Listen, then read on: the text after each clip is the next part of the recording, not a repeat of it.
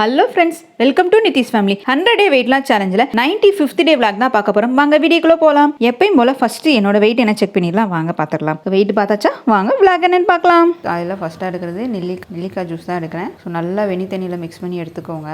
இந்த குளிர்காலத்தில் இந்த மாதிரி நெல்லிக்காய் ஜூஸ் எடுக்கலாமான்னு கேட்பீங்க. குளிர்காலத்தில் தான் ஆரஞ்சு பழம் இதெல்லாம் வரும். விட்டமின் சி ரிச்சான பொருட்கள் எடுக்கும்போது இம்யூனிட்டி பவர் இன்க்ரீஸ் ஆகும். டக்குன்னு நம்மளுக்கு தர்மமோ சளியோ இதெல்லாம் பிடிக்காது. மெயினாக குளிர் சீசனில் தான் விட்டமின் சி ரிச் கொஞ்சம் எடுத்துக்கிட்டீங்க அப்படின்னா ரொம்ப ஹெல்த்தியாக இருக்கலாம். காலையில் ஃபஸ்ட்டாக எடுக்கிறது நான் நெல்லிக்காய் ஜூஸ் தான் எடுக்கிறேன். காலையில் மணி 8:20 ஆகுது. காலையில் எடுக்கிறது சிகப்பரிசி இடியாப்பம் தான் எடுக்கிறேன். சிகப்பரிசி இடியாப்பம் அப்படின்றது நான் ஒரு 120 கிராம் எடுத்துக்கிறேன். ராஜ்மா குருமா மாதிரி வச்சுருக்கேன்.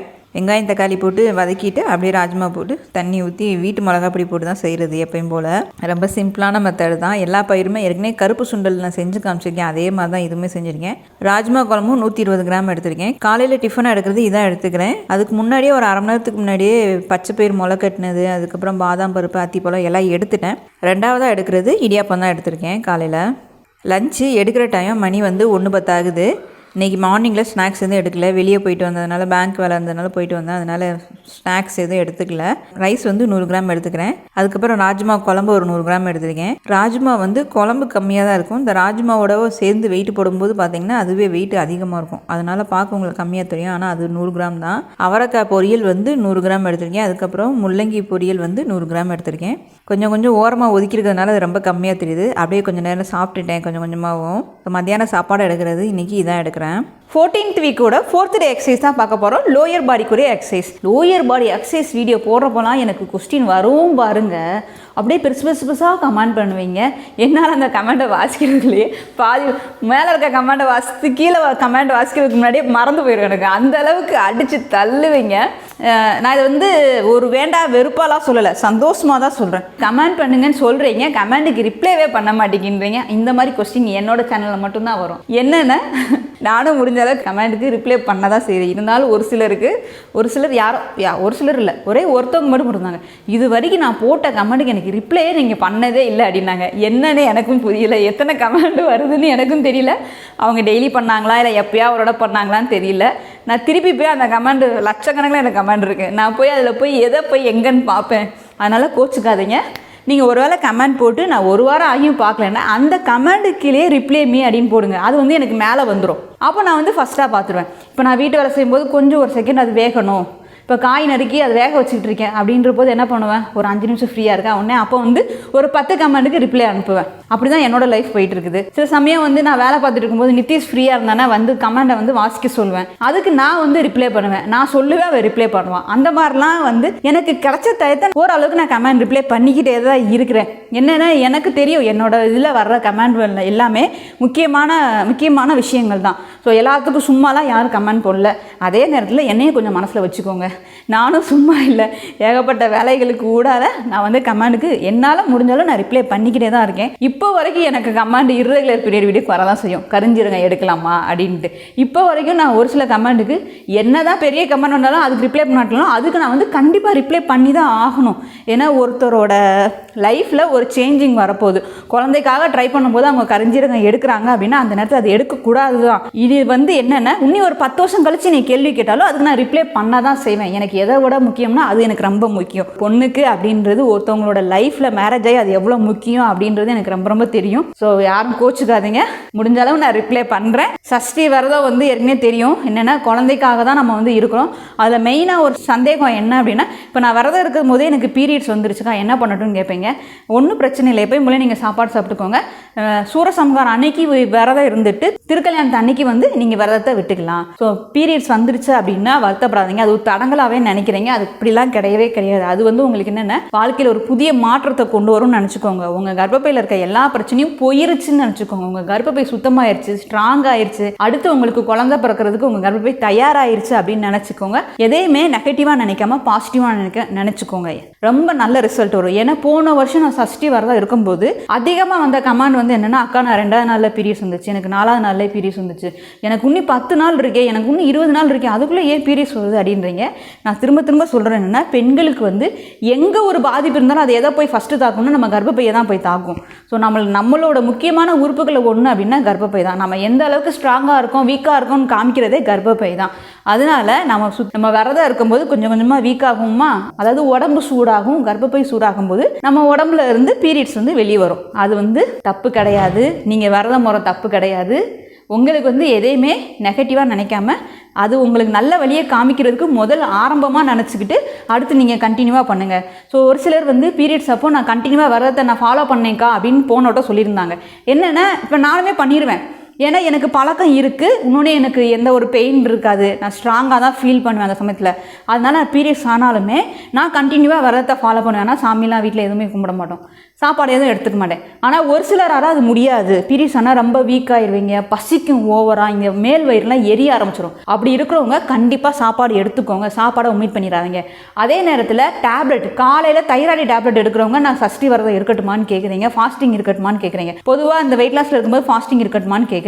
நீங்கள் அந்த மாதிரி ஃபாஸ்டிங் இருக்கணும்னு நினைக்கிறவங்க காலையில் டேப்லெட் எடுத்தீங்க அப்படின்னா காலையில் சாப்பாடு எடுத்துக்கோங்க. மத்தியான சாப்பாடு ராத்திரி சாப்பாடு எடுக்காமல் காலையில் ஒரு நேரம் சாப்பாடு எடுத்து சாமிக்கு படைச்சிட்டு சாமி கும்பிட்டுட்டு அந்த சாப்பாடை சாப்பிட்டுட்டு மீதி இருக்க நேரத்தில் விரதம் எடுத்துக்கோங்க. இல்லைன்னா நீங்கள் டேப்லெட் எடுக்காமல் இருக்கணும். டேப்லெட் எடுத்துட்டு பட்டினி இருக்காதீங்க தயவு செய்து, அதுதான் நம்மளுக்கு அல்சரை கொண்டு வந்துடும். அதை ஞாபகம் வச்சுக்கோங்க. ஸோ விரத முறைகளில் நிறையா டவுட் வந்துக்கிட்டே இருக்குது, நானும் டெய்லி சொல்லிக்கிட்டே இருக்கேன். இப்போ இது போதும்னு நினைக்கிறேன். வாங்க இன்னைக்குரிய லோயர் பாடி எக்ஸசைஸ் என்னென்ன அப்படின்னு பார்த்துடலாம். அதுக்கு முன்னாடி எப்பயுமே first 5 to 10 minutes warm up பண்ணிக்கோங்க. வீடியோவோட ஃபஸ்ட் டேலே வார்ம் அப்பும் போட்டிருக்கேன், கூல் டவுனும் போட்டிருக்கேன். கீழே டிஸ்கிரிப்ஷன் பாக்ஸில் லிங்க் இருக்குது, போய் பார்த்துக்கோங்க. வார்ம் அப் பண்ணிட்டு கூல் டவுனுக்கு தனியாகவும் வீடியோ இருக்குது. First exercise jumping jack plus running in place, ரெண்டும் 60 செகண்டுக்கு பண்ணுங்கள். அதுக்கப்புறம் 20 செகண்டுக்கு ரெஸ்ட் எடுத்துக்கோங்க. Second exercise squat plus more squat, இதுவுமே 30 கவுண்டிங்கில் 15 கவுண்டிங்கில் பண்ணுங்கள். ரெண்டும் சேர்ந்து பண்ணிவிட்டு அதுக்கப்புறம் 20 செகண்ட் கேப் விட்டுக்கோங்க. Third exercise lungs with tumbles. So 5 kg வச்சு ஈச் சைடு பண்ணும்போது கண்டினியூவாக பண்ணுங்கள், எதையுமே நல்ல ரிசல்ட்டு கிடைக்கும். லங்ஸ் எல்லாம் பண்ணோம் அப்படின்னா நம்ம தொடப்பகுதியும் சரி பட்டும் நல்லா குறையுது, நல்ல டிஃப்ரென்ஸ் தெரியும். ஃபோர்த் எக்ஸசைஸ் டெட்லிஃப்ட்க்கு நான் 5 kg தான் பண்ணுறேன். இதுவுமே 30 கவுண்டிங்கில் பண்ணுங்கள். பெண்ட் பண்ணும்போது உங்கள் பேக்கை வந்து ஸ்ட்ரெயிட்டாக இருக்க மாதிரி பார்த்துக்கணும், பொசிஷனை கரெக்டாக வச்சு பண்ணுங்கள். ஃபிஃப்த் எக்ஸசைஸ் பர்பீஸோட கவுண்டிங்கும் 20, 18, 16 கவுண்டிங்கில் பண்ணுங்கள். மறக்காமல் ஜம்ப் பண்ணி பண்ணணும். ஜம்ப் பண்ணுறது உங்களுக்கு பேக் பெயின் வருது அப்படின்னா நார்மலாக நீங்கள் பண்ணிக்கலாம். Sixth exercise wall sit up with weight. நான் வந்து வெயிட்டு வந்து இன்றைக்கி வந்து 10 kg ட்ரை பண்ணி பார்க்கலாம் சொல்லி 2 5 kg வச்சு பார்த்துருக்கேன். ஸோ என்னால் 45 செகண்ட் பண்ண முடிஞ்சது. அதுக்கப்புறம் கொஞ்சம் தொட வந்து ஆட ஆரம்பிச்சிருச்சு. ஃபஸ்ட்டு செட்டுக்கு 60 செகண்டுக்கும், ரெண்டாவது செட்டில் 45 செகண்ட், மூணாவது செட்டில் 30 செகண்டுக்கு பண்ணுங்கள். Seventh exercise sit up knee hug. எப்போயுமே இந்த எக்ஸசைஸ் நான் தனியாக தான் போடுவேன், ஏற்கனவே சொல்லியிருக்கேன். இதை கண்டிப்பாக பண்ணுங்கள். 30 கவுண்டிங்கில் பண்ணுங்கள். அப்படி இல்லைன்னா 15, 12, 10 கவுண்டிங்கில் 3 செட்டு பண்ணுங்கள். Eighth exercise mountain climber plus plank jack, ரெண்டும் சேர்ந்து பண்ணணும். அதுக்கப்புறம் 20 செகண்டுக்கு கேப் விட்டுக்கோங்க. ரெண்டும் 15 கவுண்டிங்கில் 30 கவுண்டிங்கில் 2 செட்டு பண்ணலாம். Ninth exercise weighted sit up plus Russian twist. Weighted sit up 15 கவுண்டிங்லையும் ரஷ்யன் ட்விஸ்ட் 15 கவுண்டிங்கில் 30 கவுண்டிங்கில் பண்ணுங்கள். இதே நீங்கள் 15 கவுண்டிங்கில் பண்ணிங்கன்னா என்ன பண்ணுங்கள், இது 13 கவுண்டிங்கில் பண்ணலாம். வெயிட்டட் சிட்டப் 13, ரஷ்யன் ட்விஸ்ட் 13, ரெண்டும் சேர்ந்து 26 கவுண்டிங் அந்த மாதிரி பண்ணலாம். ஸோ உங்களோட வசதிக்கு தகுந்த மாதிரி பண்ணுங்கள். பண்ணுறது ஒரு 10 பண்ணால் எனக்கு வலிக்கலை, அடுத்த 5 பண்ணால் வலிக்குது அப்படின்னா கண்டிப்பாக அடுத்த 5 பண்ணுங்கள். 10th exercise donkey kick plus fire hydrant. இது ரெண்டுமே கவுண்டிங் வந்து இது ரொம்ப ஈஸியாக இருக்கும். அதனால் 30 கவுண்டிங் கூட ரெண்டுமே செய்யலாம். ஸோ செஞ்சிங்கன்னா உங்களை பட்டும் சரி தொடையும் சரி நல்லா குறையும். ரெண்டும் சேர்ந்து பண்ணிவிட்டு அதுக்கப்புறம் 20 செகண்ட் கேப் விட்டுக்கோங்க. 11th exercise bicycle crunches plus reverse crunches. அடிவயிறு குறையிறதும் சரி நம்மளோட தொடை குறையிறதுக்கும் ரொம்ப ஹெல்ப்ஃபுல்லாக இருக்கும். ரெண்டுமே வந்து 15 கவுண்டிங்கில் 30 பண்ணுங்கள். 2 செட்டு பண்ணலாம். 12th exercise heel touch. ஏன் ஹீல் டச் மட்டும் தனியாக கொடுத்துருக்கேன் அப்படின்னா ஹீல் டச் வந்து நல்ல ஒரு டிஃப்ரென்ஸ் தெரியும். சைடு அப்டமன் தான் நம்மளுக்கு ஃபஸ்ட்டு குறையும். ஸோ அது வந்து கண்டிப்பாக நம்ம பண்ணி தான் ஆகணும். இதுவுமே 30 கவுண்டிங்கில் 2 செட்டு பண்ணலாம். அப்படி இல்லைன்னா 15, 12, 10 3 செட்டு பண்ணுங்கள். Bridge with hold. பிரிட்ஜ் 15 கவுண்டிங்கில் பண்ணிவிட்டு அடுத்த 15 செகண்டுக்கு ஹோல்ட் பண்ணி பண்ணுங்கள். கண்டினியூவாக பண்ணுங்கள், அப்போ தான் நல்ல ரிசல்ட் வரும். அதுக்கப்புறம் 20 செகண்டுக்கு ரெஸ்ட் எடுத்துக்கோங்க. 14th exercise side plank with arm raise. Each side வந்து 30 செகண்டுக்கு பண்ணுங்கள். லெஃப்ட் 30 செகண்டு, ரைட்டு 30 செகண்டுக்கு. ஸோ 3 செட்டு பண்ணலாம். இது வந்து 15th எக்ஸசைஸ் லெக் ஹோல்டு பண்ணுறது. ஸோ லெக்கை வந்து நீங்கள் 30 டிகிரிக்கு உங்கள் கால்களை ஒரு காலுக்கு மேலே இன்னொரு கால் இருக்க அளவுக்கு வச்சுக்கோங்க. 30 டிகிரி தான் இருக்கணும். ஸோ அந்த அளவுகளை கரெக்டாக ஹோல்ட் பண்ணிக்கோங்க. ஃபஸ்ட்டு செட்டில் 60 செகண்டுக்கு ஹோல்ட் பண்ணணும், 2வது செட்டில் 45 செகண்டுக்கு, 3வது செட்டில் 30 செகண்டுக்கு ஹோல்ட் பண்ணுங்கள்.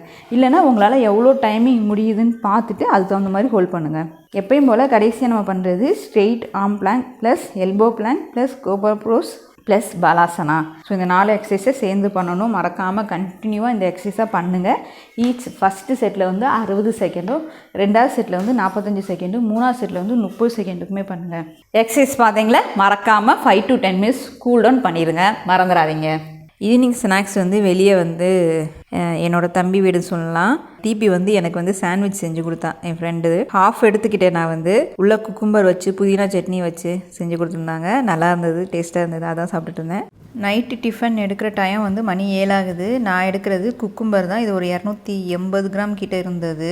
அதுக்கப்புறம் வந்து முட்டை பொடி மாஸ் தான், ஒரு பெரிய வெங்காயமாக ஒரு வெங்காயம், அதுக்கப்புறம் வந்து குடமிளகா ஒரு குடமிளகா போட்டுட்டு முட்டை வந்து 3 முட்டை போட்டேன். அதில் வந்து நான் வெயிட்டு போட்டு தான் எடுத்திருக்கேன். 200 கிராம் நான் எடுத்திருக்கேன். அதுக்கப்புறம் நித்திஷ்க்கும் அதே மாதிரி தான். ஸோ முட்டை பொடி மாஸ்லேயே அவனுக்கு என்ன நூடுல்ஸ் இருக்கு இல்லையா, சிகப்பரிசி இடியாப்பம் இருக்கும் இல்லையா, அது போட்டு மிக்ஸ் பண்ணி அவன் அப்படியே சாப்பிட்றான். ஸோ ராத்திரி டிஃபனாக நான் எடுக்கிறது வெள்ளரிக்காவும் முட்டை பொடி மாசும் தான் எடுக்கிறேன். இது வந்து முட்டை பொடி மாசு வந்து கொஞ்சம் சீக்கிரமாக எடுத்துக்கோங்க, இல்லைன்னா ஒரு சிலருக்கு செமிக்காது, எது கழிக்கும். அந்த மாதிரி செமிக்காது எது கழிக்கும் அப்படின்றவங்க சாப்பிட்டு ஒரு 45 நிமிஷம் இல்லைன்னா 1 மணி நேரம் கழித்து நல்லா சூடாக ஹாட்டாக தண்ணி எவ்வளோ சூடாக குடிக்க முடியுமோ அவ்வளோ சூடாக குடிச்சிக்கோங்க. இது சீக்கிரமாக செரிமானமும் ஆயிரும். அதே நேரத்தில் உங்களுக்கு வெயிட் லாஸ்க்கும் ரொம்ப ஹெல்ப்ஃபுல்லாக இருக்கும். ஃபேக்டாக வந்து ஸ்டோர் ஆகாது. மணி வந்து நைட்டு வந்து 8:30 ஆகுது. கடைசியாக எடுக்கிறது ஃபேட் கட்டட் ட்ரிங்க் தான் எடுக்கிறேன். ஃபேட் கட்டட் ட்ரிங்க் ஏற்கனவே இந்த குளிர் தான், அதனால் இதை நல்லா சூடாக ஹாட்டாக குடிங்க.